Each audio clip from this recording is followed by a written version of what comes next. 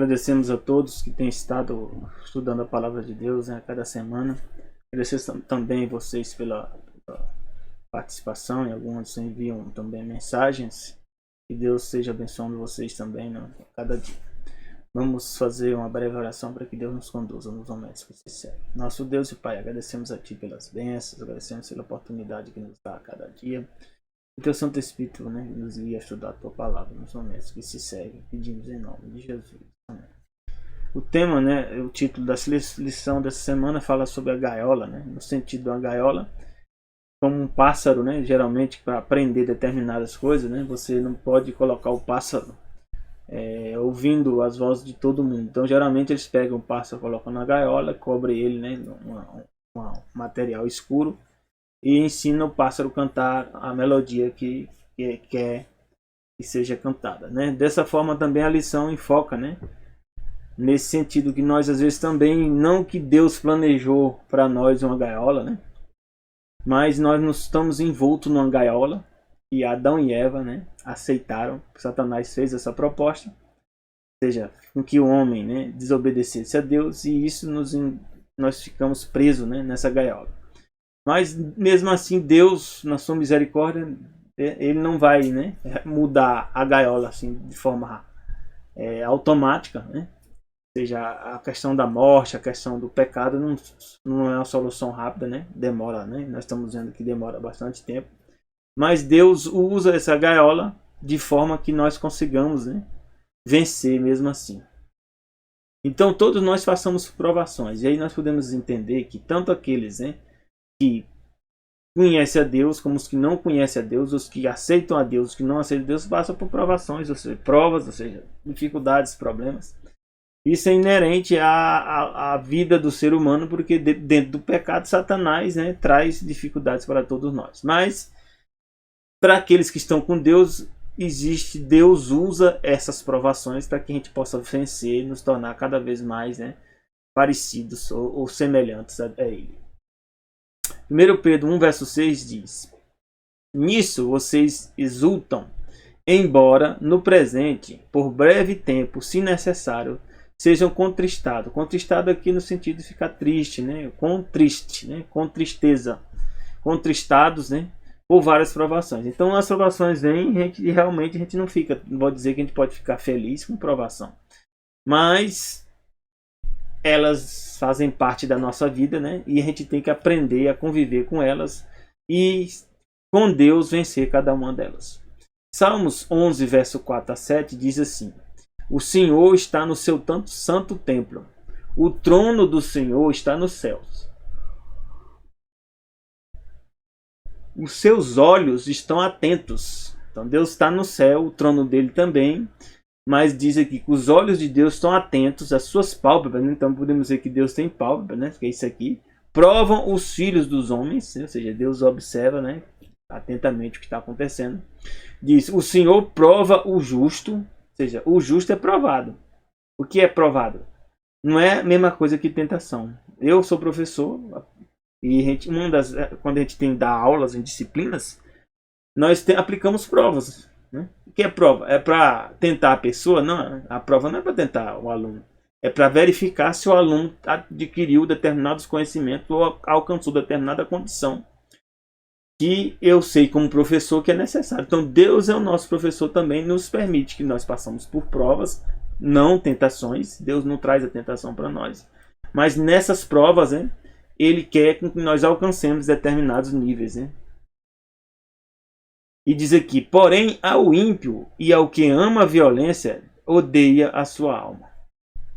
Então, porém, ao ímpio e ao que ama a violência, odeia a sua alma. Sobre os ímpios, Deus faz chover o que? Laços. Então, Deus permite, né, que os ímpios sigam seus próprios caminhos, suas escolhas, e essas escolhas são o que? Laços. Fogo, enxofre e vento tempestuoso. Então, ou seja, muitos problemas, muita dificuldade. Isso será a porção do seu copo.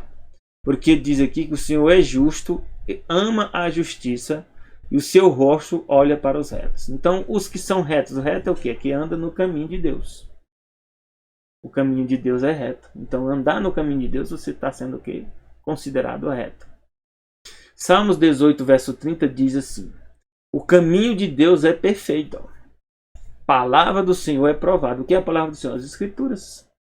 É um escudo para todos os que nele confiam. Então Deus é um escudo e a palavra de Deus serve de escudo para nós. Eu posso ter prova disso na minha vida. Tem algumas passagens da Bíblia que eu gravo, consigo gravar, e quando vem algumas provações, vem alguma dificuldade, Deus me traz à mente e eu tomo decisões baseadas nessas passagens. E olha, eu posso dizer para você que Deus me livrou de muitas situações por causa disso. Daniel 12, de 9 a 10 diz: nós mostra que algo relacionado conosco e ao tempo, ao nosso tempo. Diz assim, ó, no tempo do fim, ou seja, no fim dos tempos. Esse tempo começou quando? Desde 1844, né? Que começou o quê? O julgamento, né? Começando com os que morreram crendo em Jesus, né?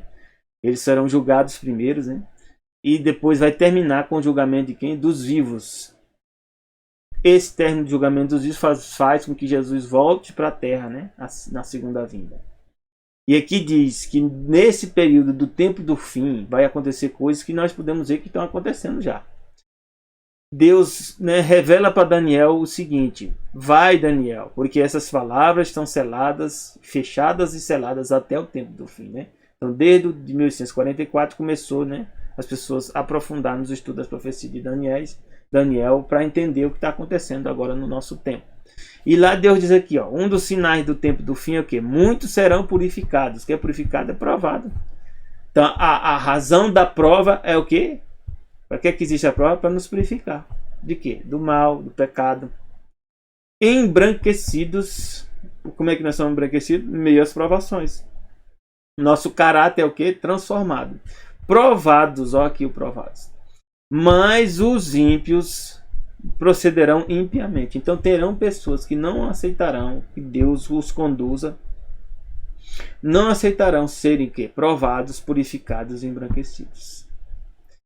Esses são o quê? Os ímpios. E eles procederão do quê? A Bíblia diz impiamente. Eles vão continuar desobedecendo a Deus. Nenhum dos ímpios entenderá. Então os ímpios não vão entender que nós estamos próximos da volta de Jesus. Os ímpios não vão entender que essas crises estão acontecendo, como pandemias e outras crises financeiras e outros problemas estão surgindo, que são questões políticas também. E você pode ver que hoje as questões políticas envolvem questões que são basicamente de religião, né? Aborto, liberdade, né? Direito de vir, né? Igualdade, né? Questão de gênero. São questões religiosas que estão sendo discutidas, né? Em plena política. É por isso, né, que nós podemos ver que diz que os ímpios não vão entender o que está acontecendo, mas quem lê a Bíblia, quem confia em Deus, sabe que é um dos sinais do fim. Diz, os ímpios, nenhum dos ímpios entenderá, mas os sábios entenderão. Então eu espero que você queira ser sábio, porque se você quiser ser sábio, Deus diz que você vai entender o que está acontecendo no tempo do fim, que é o nosso tempo hoje. Como é que você consegue fazer isso? Lendo a Bíblia e confiando em Deus plenamente, para que Deus conduza a tua vida, mesmo em meio às provações, mesmo dentro de uma gaiola.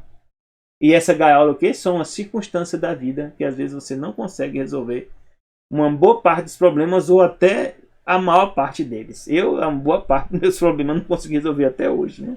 E tenho orado a Deus e tenho entregue na mão de Deus. E eu sei que se não resolver é porque Deus permitiu que assim acontecesse. Mas eu sei também que Deus vai estar conduzindo tudo para o meu bem. Espero que você também entenda isso. Então, às vezes, ir em direção à terra prometida, você pode ser levado aqui em situações de difíceis situações. Deus conduziu o povo no deserto, né? E aconteceu o caso, né? Êxodo 14, né? De 9 a 11, né? Diz aqui, os egípcios perseguiram o povo de Israel, né? Perseguiram todos os cavalos e carros de Faraó. E os seus cavaleiros e o seu exército alcançaram os acampados junto ao mar. Deus conduziu o povo e mandou eles parar em frente ao mar. E ao lado tinha duas montanhas. E diz aqui, ó, perto de Pi-Hahirote, diante de Baal-Zefão. E o que aconteceu? Faraó achou que o povo estava perdido, né? Não sabia para onde é que estava indo. Né? E aí a gente se engana, né? Nós às vezes também pensamos que Deus está nos conduzindo para uma situação, né, em frente ao mar, e que o mar não vai ser aberto, né? Ou que nós estamos aí, né, numa situação que não sabemos para onde vamos. Alguns acham que a igreja, né, que nós pertencemos, por exemplo, a igreja adventista, né, está se perdendo. Não está, não. Deus conduz os eventos de acordo com o propósito dele. Não tenha dúvida. E o que aconteceu? Disse aqui: aproximando-se Faraó, os filhos de Israel levantaram seus olhos, e eis que os egípcios vinham atrás deles, e temeram muito. Por que eles temeram? Porque eles não tinham aprendido a confiar em Deus ainda. E nós também, às vezes, tememos também nas nossas adversidades da vida, porque a gente não confia em Deus ainda. Então os filhos de Israel clamaram ao Senhor, mas eles, pelo menos aqui, eles fizeram o correto. Clamaram a quem? A Deus. E disseram a Moisés: não havia sepulcros no Egito para nos tirar de lá, para que morramos nesse deserto. Na verdade aqui, né, colocando a carga, né, e os problemas, né, no Moisés, né, que era o representante de Deus, né. Às vezes a gente também quer que o pastor, né, o ancião ou outra pessoa, né, resolva nossos problemas. Alguns querem isso, sabe? E acham que essas pessoas que têm que resolver, né? Mas na verdade quem está conduzindo a igreja é Deus. Então nós temos que clamar a Deus, mas não reclamando dessa forma aqui, né, murmurando. E diz: por que nos fizeste isto, fazendo-nos sair do Egito? Né? Às vezes a gente fica cobrando, né, das pessoas, o ser humano. E esquece que é Deus que está conduzindo as coisas. Êxodo 14, 13 a 16, Deus, né, diz: Moisés, porém, disse ao povo: não tem mais, estai o quê? Quietos. Porque estava muita murmuração, muita reclamação. E Deus não é o Deus de quê? De bagunça. Deus de desordem, né, desorganização. Né? Então a igreja de Deus tem que ser uma igreja de organizada. Uma igreja, né, reverente, para que nós possamos honrar o nosso Deus. E aí diz: estais quietos, vede o livramento do Senhor que hoje vos fará. Então Moisés sabia que Deus ia fazer algo maravilhoso. Porque aos egípcios que hoje viste, nunca mais os tornaria a ver. Então ele já falou que alguma coisa ia acontecer com os egípcios.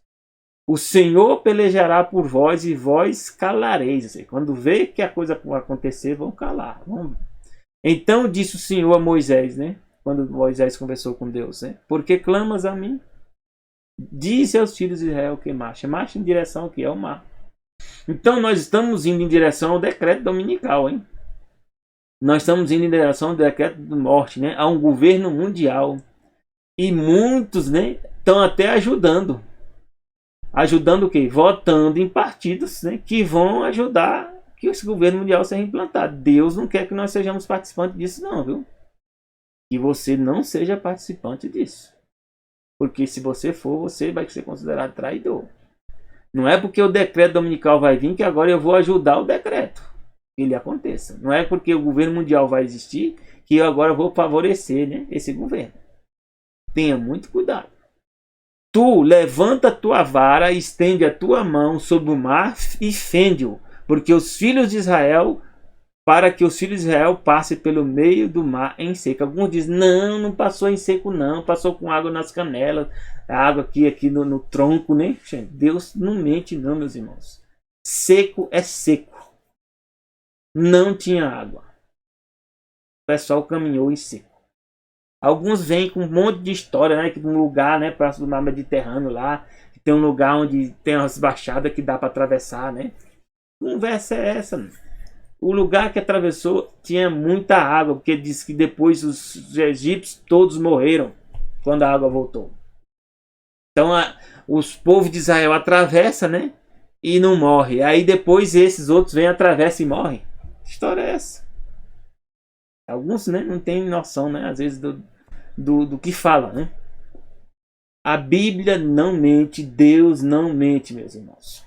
1 Coríntios 10, 9 a 10 diz assim: não tentemos a Cristo. Quem é que estava lá com ele, conduzindo o povo na nuvem? Jesus, Cristo. Como alguns deles também tentaram. Então, com essas murmurações, com essas reclamações que tinha toda hora, e às vezes a gente também está reclamando de Deus toda hora.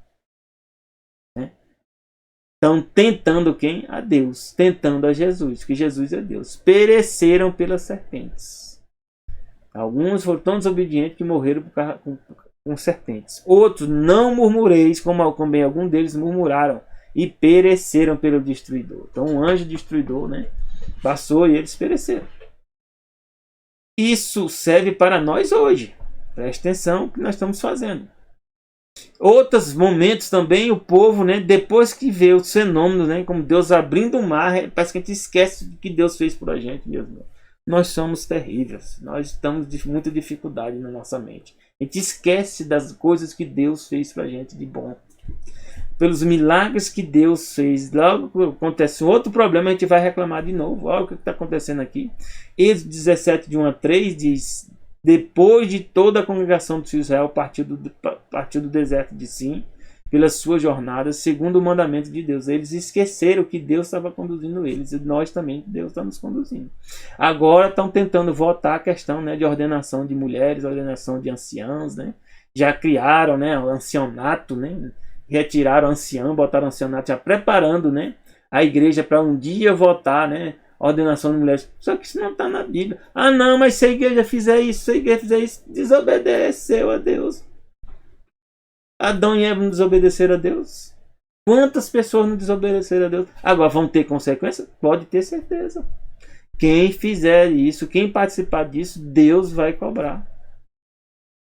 Sabe por quê? Porque Deus já definiu claramente que quem tem que ser ordenado, como deve ser ordenado, não é qualquer homem, né? Marido de uma só esposa, como lá está escrito. Mas muitos não querem ouvir isso. Não querem ouvir o que está escrito, né? Hoje está assim. As pessoas não querem ouvir o que está escrito na Bíblia.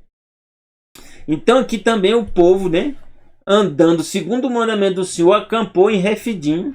Não havia ali água para o povo beber. Ou seja, atravessou o mar, retirou a água, né? Foi muito bom. Agora que faltou água, o povo está reclamando. E também na nossa vida acontecem situações parecidas, de forma pessoal também, como igreja. E então contendeu o povo com Moisés e disse: dá-nos água para beber. A gente quer a solução, né, de pessoas, e não são de pessoas, é de Deus a solução. E Moisés lhe disse: por que contendeis comigo? E a gente também responde: por que está contendendo comigo? Eu sou responsável? Não, sou responsável não. Porque tentais ao Senhor? A gente está tentando a quem? É Deus. Olha, tem pessoas que podem estar tentando a Deus, desobedecendo. Tendo, pois, ali o povo sede de água, o povo murmurou contra Moisés e disse: por que nos fizeste subir do Egito para nos matar de sede a nós, aos nossos filhos e ao nosso gado? Então a gente só vê o que? O momento, a situação, e não o plano da redenção, e não o que Deus quer fazer. Que Deus queria levar eles de onde? Do Egito, ou seja, da escravidão, da idolatria, para onde? Para Canaã, que é o que? A libertação e a salvação. Êxodo 15, 22 a 24 diz: Deus fez Moisés partir os israelitas, né? Depois fez Moisés partir os israelitas do Mar Vermelho, e saíram ao deserto de Sul e andaram 3 dias de deserto, não acharam água. Então era normal, num deserto não vai achar água todo momento, não. Então chegaram a qual lugar? Chamado Mara. Mara é o nome usado, né? Eu conheci esse nome no povo catalão, né? Tinha muitas mulheres com o nome de Mara. E mãe é chamado Marameba, né? Lá, na língua catalã. Mas não puderam beber as águas de Mara. E o catalão, muitos dos povos catalãos são descendentes, né, de judeus. Mas não puderam beber as águas de Mara, porque as águas eram amargas. Então, às vezes, você encontra até água, né, na sua vida. Deus te leva por um caminho e você encontra um determinado momento, você acha, né, que encontrou a água, ou seja, encontrou a solução. Mas depois você descobre que aquela solução é amarga. Você não quer beber essa solução. E por isso chamou o lugar de Mara. E o povo murmurou contra Moisés. A gente passa aqui a murmurar. O Senhor não disse que era para eu ir casar com tal pessoa, ou ir para tal lugar, ou fazer evangelismo, né, de tal coisa, ou fazer determinadas coisas, né, que está de acordo com a palavra de Deus, mas agora vem esse problema, né, e agora tão amargo, tão difícil. E aí a gente começa a murmurar até de pessoas, né, e esquece que é Deus que está conduzindo a obra. Que havemos de beber? 1 Coríntios 10, 5 a 3 tem um recado para nós, que diz assim: todos comeram de uma mesma comida espiritual, né? Beberam todos de uma mesma bebida espiritual. Comeu o quê? É o pão. Quem é o pão? Jesus. Quem é a bebida? É o suco de uva. Quem é? Jesus. Porque bebiam da pedra espiritual que eu seguia. E essa pedra quem era? Cristo. Ou Messias. ou Jesus. Estava conduzindo o povo onde? Na nuvem, como um ser divino. Mas diz que Deus não se agradou da maior parte deles, por isso foram prostrados no deserto, morreram. Então, tenhamos cuidado, né? A gente pensa que o Deus do passado é diferente do Deus de hoje, que Jesus veio e agora a coisa maneirou, né? Agora tá fácil. Olha, não confunda, né? A Bíblia diz que Jesus vai vir dar o galadão para cada um de nós de acordo com as nossas obras. Jesus está dando um tempo de oportunidade, um tempo de graça para mim e para você. É onde ele, né, está dando essa oportunidade para todos nós. Mas tenha certeza, assim como até Jesus teve que vencer uma luta espiritual, e aqui mostra o caso, né, de Jesus lutando contra Satanás no deserto, você necessita de algo que você não tem, que é o quê? A presença do Espírito Santo. Jesus disse que estava cheio do Espírito Santo, ó, Lucas 4, de 1 a 2. Voltou do Jordão e foi levado pelo Espírito ao deserto. Lá diz lá que foi conduzido pelo Espírito. Não é que Jesus, que o Espírito Santo conduziu Jesus para a tentação. Não, Deus estava conduzindo Jesus. E Deus sabia que Satanás ia tentar Jesus. Essa que é a questão. E onde? No deserto. Então Deus sabia que isso ia acontecer lá no deserto. Porque Satanás viu que o momento mais favorável para vencer Jesus seria nesse lugar. Quando Jesus estava fazendo jejum. Em jejum traz você, às vezes, dificuldades, né? Físicas, né? Emocionais, né? O jejum traz essas coisas. Ele é bom num sentido, mas em outro sentido também ele fragiliza o ser humano. E aqui Satanás sabia, né? Que esse era o melhor momento para tentar Jesus, derrubar Jesus, assim como ele derrubou Adão. Não foi Eva, não foi Adão. A prova foi com Adão. Jesus é o segundo Adão. E diz aqui que 40 dias Jesus foi tentado pelo diabo. Então, aquela tentação que nós vamos ver de forma resumida aqui, lá diz que foi 40 dias de tentação. Naqueles dias Jesus não comeu coisa alguma e terminado eles teve fome. Imagina, ele não comeu durante 40 dias. Quem estava com Jesus? Espírito Santo, né? Porque você não aguenta mais que 3 dias com fome, não. Não tente fazer isso. Atos 20, 22 e 23 diz assim: agora eis que, ligado eu pelo Espírito, vou para Jerusalém, não sabendo o que lá de me há de acontecer. Então aqui Paulo está explicando, dá mais luz sobre essa questão do Espírito Santo guiar Jesus aqui. Ó. Paulo diz que ia para Jesus, ligado pelo Espírito Santo, ele ia para Jerusalém, mas não sabia o que ia lá de acontecer. Mas diz aqui, ó, senão que o Espírito Santo de cidade em cidade me revela, dizendo que me esperam prisões e tribulações. Então o Espírito Santo, né, revelava para Paulo que viriam tribulações e prisões. Também revelou a Jesus, quando ele foi para o deserto: ó, Jesus, Satanás vai te trazer problemas lá. Não tenha dúvida. Então o Espírito Santo, ele nos mostra, né, nos revela as provas e o que vai acontecer conosco no futuro. É por isso que existem as profecias, é por isso que existe, né, os escritos de Daniel, né, de Apocalipse e outros mais profetas que Deus colocou para o quê? Para nos ajudar a antecipar e para a gente se preparar o que vai acontecer conosco no futuro. E o que acontece quando vem a prova? Lucas 4, 5, 8, Satanás é esperto. As provas que Satanás fez com Jesus, ele vai fazer com cada um de nós. De forma diferenciada, mas vai ser. Diz que numa dessas provas, diz que o diabo levantando, né, Jesus, levando a um alto monte, não sei, sabemos que monte é esse.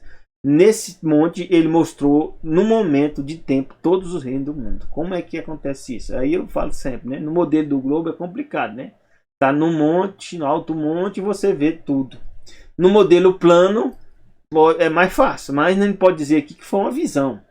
Eu não sei. Mas fica aqui uma coisa estranha, né? Essa revelação mostra, né, que ele mostrou. De que forma foi essa que foi mostrada? Nós não sabemos aqui, não há detalhes. Mas que foi mostrado foi. E disse o diabo: dar-te-ei a ti todo este poder e a sua glória, porque a mim me foi entregue. Quem entregou esse poder e glória dos todos os reinos do mundo? Adão entregou o governo da terra para quem? Para Satanás. Ele ainda é o governante da terra até hoje. E ele diz mais que tudo a mim foi entregue e eu dou a quem quero. Ou seja, Satanás dá poder para as pessoas. da glória, tem pessoas que fazem parte de sociedades secretas que têm poder e elas só estão lá nessa situação com muito poder, com muita riqueza financeira, que nós podemos até nem perceber que elas fazem parte de sociedades secretas e que Satanás conduz essas pessoas. Mas Satanás faz isso. E diz, portanto, se tu me adorares, tudo será teu. Então, se você adora Satanás, Satanás às vezes te abençoa. Às vezes te dá riqueza, te dá poder, te dá várias coisas que lhe favorecem a tua vida. E você vai ser olhado pelas pessoas, né, no mundo como alguém famoso, alguém poderoso, né, alguém em boas condições, mas é ilusão. Jesus respondendo, disse-lhe, vai-te para trás de mim. Satanás significa o quê? Sabe o quê? Adversário. Então, no início aqui fala diabo. Diabo é enganador. Ou seja, Satanás queria o quê?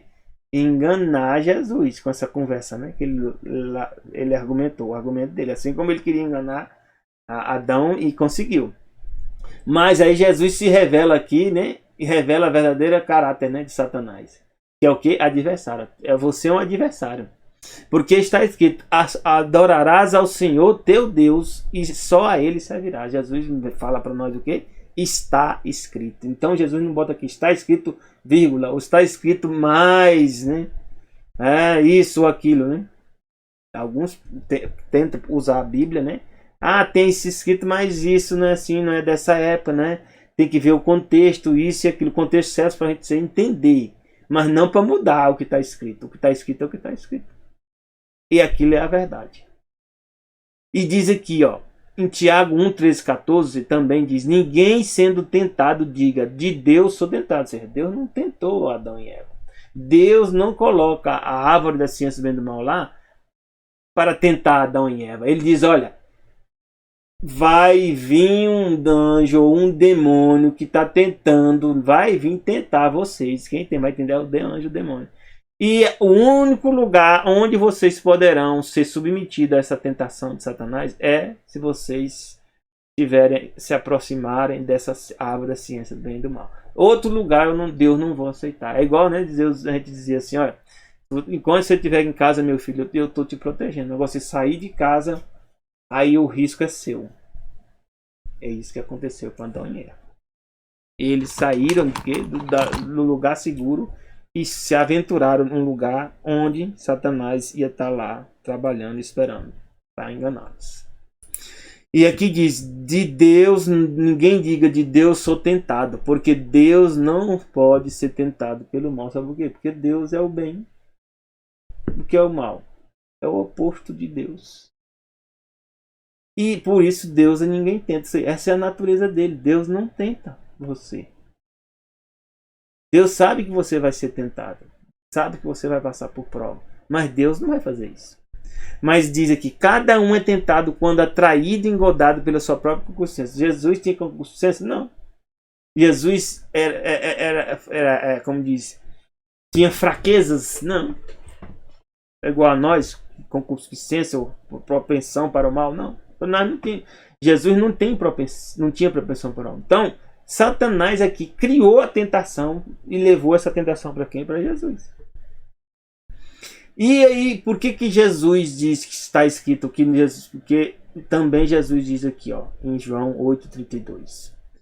Conhecereis a verdade e a verdade vos libertará. Para a gente vencer a prova, a tentação, a gente tem que conhecer a verdade. Imagine se você soubesse que você vai ser atropelado, né, na passagem de passarela de pedestre, né, amanhã de manhã, né, às 8, né, entre 8 e 10 da manhã. Se isso fosse revelado, essa verdade, você podia fazer essa escolha. Se você ia lá naquela passarela ou não. Tá entendendo? Então Jesus disse, se você conhece a verdade, você está livre. Então eu sei, por exemplo, que vai ter o decreto dominical, não tenho dúvida. Alguns, mas você não vê nada acontecendo. Não, meu amigo, vai acontecer, porque Deus não mente. E Jesus diz aqui em João 8,36, diz, se pois o Filho vos libertar, ou seja, a verdade é que nos liberta, mas a verdade é libertada, essa verdade nos traz a libertação por causa de quem? Por causa de Jesus. Se o Filho vos libertar, verdadeiramente sereis livres. Você quer ser livre? Eu quero ser livre, eu não quero ficar preso não. nessa gaiola. Eu quero sair dessa gaiola para eu poder voar livre, de forma livre. Você quer também ser livre? A gaiola é a circunstância da vida. Então isso vai acontecer quando? Quando Jesus voltar na segunda vinda, ou você morrer pela fé em Jesus e você sabe que você venceu a prova. Esse é o alvo que você tem que decidir alcançar. Você quer decidir? Eu espero, né, que os argumentos, essas coisas que nós estamos tratando aqui te ajudem a tomar a tua decisão. Eu já tomei a minha. Sabe por quê? Porque Deus nos promete um legado que é duradouro. E diz aqui, ó: bendito seja o Deus e Pai de nosso Senhor Jesus Cristo, que segundo a sua grande misericórdia nos gerou de novo para a viva esperança. Qual é a esperança que Jesus nos gerou? Pela ressurreição de Jesus Cristo dentro do morto. Então, por Jesus ter morrido, né, e ressuscitado, nós temos a garantia que Deus, né, teve misericórdia de mim e de você. E nos abriu um novo caminho para uma herança, o quê? Para nos dar uma herança incorruptível, incontaminável e que não se pode murchar, guardada para nós nos céus, para cada um de nós. Você crê nisso? Espero que você creia, porque Deus não mente. Que mediante a fé estáis guardados na virtude de Deus para a salvação. Então, mediante a fé, Deus te guarda. E diz que essa salvação já está prestes a se revelar no último tempo. Ó. E é o último tempo? Tempo do fim. Então, nós estamos no tempo do fim. Quando é que Jesus vai se revelar? Nesse tempo do fim. E em que vós grandemente vos alegrais. A gente tem que se alegrar com isso. Mesmo em meio a dificuldades e problemas. Ainda que agora importa sendo necessário, ou seja, às vezes vai ser necessário a gente passar por alguma prova, que estejais um pouco contristados com várias tentações, ou seja, várias provações. O mais correto aqui é provações. Pode ser também tentações, que Satanás traz as tentações para nós. Para que a prova de vossa fé, muito mais preciosa do que o ouro que perece, é provado pelo fogo. Você se ache em louvor, honra e glória na revelação de Jesus. Então, na revelação de Jesus, você, né, seja um louvor para Deus. E o que é louvar a Deus? É viver de acordo com o propósito dele para a tua vida. E sabe qual é o propósito de Deus para a tua vida? Que ao te criar homem, que você viva como homem. Ao te criar mulher, que você viva como mulher. Isso nós estamos louvando a Deus. Nós fizemos isso. Colossenses 1,12 diz: porque dando graças ao Pai, que nos fez o quê? Idôneos. Idôneos é o quê? Capacitados para participar da herança dos santos na luz. Então Deus nos capacita para a gente participar dessa herança que Deus tem prometido para nós. Efésios 1:11-12 diz assim: Nele quem? Jesus, digo que em também fomos feito herança. Em Jesus nós somos feito herança. Havendo sido predestinados. Quer dizer que isso é predestinação, que vai perder, quem vai ser salvo, vai se perder. Não. Predestinado aqui é que Deus nos destinou antes da fundação do mundo para o quê? Para sermos salvos. Mas Deus sabe que alguns não vão aceitar ser salvos. E as pessoas vão se perder? Vão se perder. Então, não é a predestinação no sentido que você não tem poder de escolher, sim que Deus tem um plano para a tua vida e o caminho Ele já te mostrou. Se você seguir esse caminho, você está cumprindo o propósito dele. E diz que conforme o propósito daquele que faz todas as coisas, segundo o conselho da sua vontade. Então Deus, de acordo com a vontade dele, ele traçou esse plano para te dar a oportunidade para que você, o quê? Recebesse essa herança. Com o fim de sermos para o louvor da sua glória. Nós os que primeiro esperamos em Cristo. Então nós fomos criados para o quê? Para dar glória a Deus. E dar glória a Deus aqui não é só em voz, não. É viver de acordo com o propósito para qual Deus me trouxe a existência. Ou lhe trouxe a existência. Nós passamos por provações, né? Como se fosse o quê? Um lugar, né? Submetido a fogos, né? Fogo que faz com que nós sejamos purificados. Ou que nós sejamos reconhecidamente ser escória. Essas são duas opções. Ser ouro ou escória. Escória é o quê? É aquela parte que não serve, que não presta. Então, meus irmãos, como é que nós vamos vencer essas provações que vêm sobre nós? Romanos 12:21 diz: não te deixes vencer do mal, mas vence o mal com o bem. Então, meus irmãos, só tem uma solução. Não tem esse negócio, eu vou parar de fazer o mal.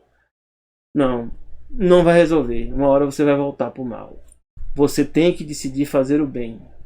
E ao vencer pelo bem, você vence o quê? O mal. Então você tem que mudar seu estilo de vida, mudar a sua forma de pensar, mudar a sua forma de agir. E para que você comece a praticar o bem para vencer o quê? O mal. 1 João 2,14 diz assim: eu vos escrevi, pais, porque já conheceste aquele que é desde o princípio. Quem é desde o princípio? Jesus. Eu vos escrevi, jovens, pois sois fortes. A palavra de Deus está em vós e já venceste o maligno. Então, quando a palavra de Deus está na gente, em mim, em você, nós conseguimos vencer o maligno. E a gente pode dizer para você, meus irmãos, tem prova na minha vida que Deus me fez vencer. E eu não confio em mim mesmo, não. Eu sei que Deus é que vai me manter. Deus é que vai te manter também. Mateus 24, 12 e 3 diz: não que eu já tenha alcançado. Então, não é... Você pode já ter caído de novo, né? Pode estar falando para você que você está caindo bem aqui, agora, nesse momento. Mas Deus diz, nós temos que fazer o quê? Olhar para o plano da redenção. E como nós temos que vencer. Diz, não que eu já tenha alcançado, né? Ou que seja perfeito. Né? Nós não podemos pensar que já alcançamos ou que somos perfeitos. Mas nós devemos o quê? Prosseguir para alcançar aquilo pelo qual fui também preso por Cristo Jesus. Então, prosseguir para o alvo. Que é o alvo que Jesus o que deu para nós. Irmãos, quanto a mim, não julgo que já o haja alcançado. Ó. A gente nem deve estar avaliando, né, se nós já alcançamos ou não. Mas uma coisa nós vamos fazer, esquecendo das coisas que para trás ficam. Então nós temos que às vezes esquecer, né, as coisas que estão por passar. Os teus pecados, né, não pode ficar sendo relembrado dele a vida toda, não, porque você entra em depressão ou entra em algum problema. Então esquece as coisas que para trás ficam, né? E avance para as que estão diante de ti. Prosseguindo para o quê? Para o alvo. O que é o alvo? O prêmio da soberana vocação de Deus em Cristo Jesus. Qual é o alvo? Jesus. Ser semelhante a Jesus. Mateus 24, 12 e 13 diz que vai acontecer no nosso tempo do fim o quê? Que por se multiplicar a iniquidade, ó, o amor de muitos vai esfriar. Mas aquele que perseverar até o fim será salvo. Então você tem que perseverar. Senão, o que é perseverar? É continuar seguindo e trilhando o caminho. Hebreus 12, de 11 a 3 diz: na verdade, toda a correção, ó, ao presente não parece ser de gosto. Então Deus está te corrigindo, ó, corrige também a mim. E na hora não é fácil, não. Se não, de tristeza. A gente pode ficar até triste. Você pode estar até triste até falando para você agora nesse momento. Mas a gente tem que olhar o quê? Que depois, né, de passar por essas provações, depois vai ser produzido o quê? Um fruto pacífico de justiça nos exercitados por ela. Aqueles, né, que forem treinados, exercitados, vão ter o quê? Vão conseguir, né, ter um fruto, né, pacífico. Portanto, o que diz? Tornai a levantar as mãos cansadas. Levante as suas mãos e siga em frente. Joelhos deconjuntados, fazei veredas direitas ou retas, né, para vossos pés, para que manqueja não se desvie inteiramente e antes seja sarado. Então esse é o plano de Deus para mim e para ti. Fazer o quê? Levantar as mãos cansadas, os joelhos, né, desconjuntados, ou seja, com problema, e fazer o quê? Ajudar com que manqueja não se desvie do seu caminho. Então Jesus, meus irmãos, fez tudo isso e por isso ele decidiu suportar por nós, porque para mim e para você, ele nos tornou muito importantes. Ellen White diz aqui no livro Cristo Triunfante: na antiguidade o Senhor conduziu o seu povo a Refidim, um lugar, né, no deserto, e pode decidir levar-nos para lá a fim de testar nossa fidelidade e lealdade para com ele. Ou seja, às vezes, né, nós estamos achando que é só, né, falar em nome de Jesus e tudo aquela coisa, mas Jesus vai nos provar para ver se de fato nós somos fiéis. Em misericórdia para conosco, ele nem sempre nos coloca nos lugares mais fáceis, ó. Pois se o fizessem, nossa autossuficiência, nos esqueceríamos que o Senhor é nosso ajudador e temos necessidade. Então, às vezes, a gente passa por algumas provações, por menores que sejam, para que a gente não venha esquecer de que ele é o quê? Nosso ajudador. Diz aqui: ele anseia se manifestar a nós e revelar suprimentos abundantes ao nosso dispor, permite que nos venham provas para reconhecermos nossa limitação. Ou seja, Deus permite uma pequena prova para você saber que você tem limite. Não pode ultrapassar aquilo. E aprendemos a recorrer a seu auxílio. E aí Deus quer que a gente possamos recorrer a Ele em cada momento da nossa vida. Ele faz verter da rocha águas refrescantes. Diz aqui, enquanto não tivermos face a face com Deus, quando veremos como somos vistos, e conheceremos como somos conhecidos, nunca nós saberemos quantos fardos Jesus suportou por mim e por você. Pode ter certeza que são muitos. E quanto mais teria alegremente suportados se com fé pura os houvéssemos levado a Ele. Então, meu irmão, que Deus te abençoe nas tuas escolhas.